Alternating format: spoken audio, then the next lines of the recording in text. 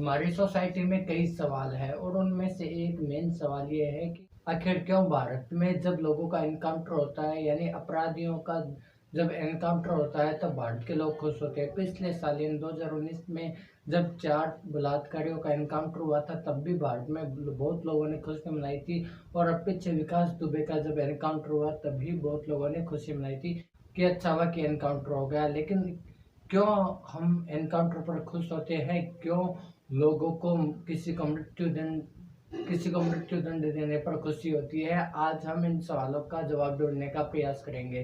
तो नमस्कार, मेरा नाम है पंकज पारिक और आप अब देख रहे हैं इंटरेस्ट। और आज हमारा इंटरेस्टिंग पॉइंट ये है कि भारत में एनकाउंटर होने पर लोगों को खुशी क्यों होती है कि कोर्ट के द्वारा या हमारे जो जस्टिस है उसके द्वारा जब जस्टिस मिलता है तब लोगों में इतनी खुशी नहीं होती। लोग कहते हैं कि अपराधों के लिए जब तक मृत्यु दंड या मौत या फांसी जब तक नहीं मिलेगी तब तक इन अपराधों का रुकना संभव है, यानी तब तक ये अपराध रुक नहीं सकते। लेकिन जब हम फांसी के अलावा और भी जो सजा है इनके बारे में सोचते हैं, जैसे उम्र कैद होना, तब उम्र कैद पर लोग कहते हैं कि उम्र कैद तो एक बहुत सी छोटी सी सजा है। लेकिन ऐसा नहीं है। मान लीजिए आप ही सोचिए कि आपको ये उम्र कैद मिले तो ये कितना डरावना होगा। आप उम्र कैद में कभी नहीं रह पाएंगे। आपको उम्र कैद से कितना डर लगेगा। तब हमें उम्र कैद की असलियत पता चलती है कि उम्र कैद भी किसी फांसी से कम नहीं होता है। सभ्य समाज में जस्टिस के लिए केवल 4 नियम होते हैं। वो है एक है रोक, दंड, सुधार और पुनर्वास। लेकिन लोगों को पहले 2 यानी रोक और दंड ही समझ में आते हैं। आखिर तीसरे और चौथे पर कोई बात नहीं करना चाहता या उन्हें कोई समझना नहीं चाहता। लेकिन आज हम बाकी के तीसरे और चौथे पॉइंट को समझने का प्रयास करेंगे कि भारत में अपराधों पर तीसरा और चौथा पॉइंट यानी तीसरा और चौथा पहलू भी उपयोग में लाया जा सकता है, जो है सुधार और पुनर्वास। हम अपराधियों को मृत्यु दंड या सजा देने के साथ साथ उनमें सुधार की प्रवृत्ति भी कर सकते हैं।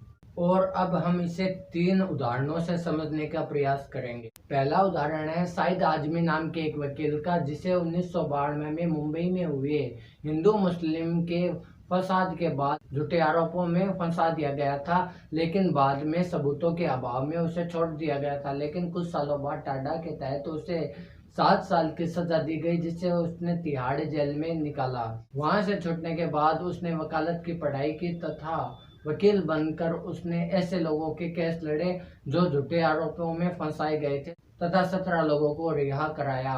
2010 में उसकी हत्या कर दी गई और उसके हत्यारों को अब तक कोई सजा नहीं मिली है। अब अगला किस्सा है फूलन देवी का। फूलन देवी अपने पति से उत्पीड़ित होकर कुछ गिरोह के साथ मिल गई। उस गिरोह में उसकी किसी से लड़ाई हो गई, जिसके बाद उसका दुष्कर्म किया गया। उसके एक साथी ने उसे बचा लिया तथा वो वहां से निकल पड़े और दूसरे गिरोह में शामिल हो गए। लेकिन वहां पे भी झगड़ा होने पर उसका कई हफ्तों तक दुष्कर्म किया गया और जब वो वहां से बचकर निकली तो उसने 22 लोगों की हत्या कर दी। जब उसने 22 लोगों की हत्या की गई तब उसे 11 साल की जेल हुई और जेल से रिहा होने के बाद वह 2 बार सांसद बनी। उसने 2 बार सांसद का चुनाव लड़ा और जीत भी गई। लेकिन 2001 में उसकी हत्या कर दी गई थी और उसके हत्यारों को 2014 में सजा मिली थी। फूलन ने गुनाह जरूर किया था, लेकिन जिस परिस्थितियों में उसने गुनाह किया था उसमें उसे सजा के साथ साथ उसे एक नई सिरे से जिंदगी शुरू करने के लिए मौका भी मिलना चाहिए और उसे वह मौका मिला भी। अब तीसरा किस्सा है मनोरंजन मर्चेंट का, जो बंगाल के रहने वाले हैं। उन्होंने पहले गरीबी देखी थी और गरीबी में उन्होंने बहुत शोषण झेला। ज्यादा पढ़ लिख नहीं पाए और किसी कारण से वह जेल में डाल दिए गए। जेल में उन्हें किसी ने पढ़ाई के लिए मोटिवेट किया और आज वह बंगाल के प्रसिद्ध लेखक हैं। जरूरी नहीं होता कि हर अपराधी आपराधिक मानसिकता वाला हो। कुछ लोग परिस्थितिवश होकर अपराध कर बैठते हैं, लेकिन उन्हें बाद में पछतावा भी होता है। उन्हें एक नए सिरे से जिंदगी शुरू करने का मौका उन्हें देना चाहिए। जेलों में ऐसे कई शाहिद, कई मनोरंजन और कई फूलन हैं जो परिस्थितिवश वहां पहुंच गए हैं।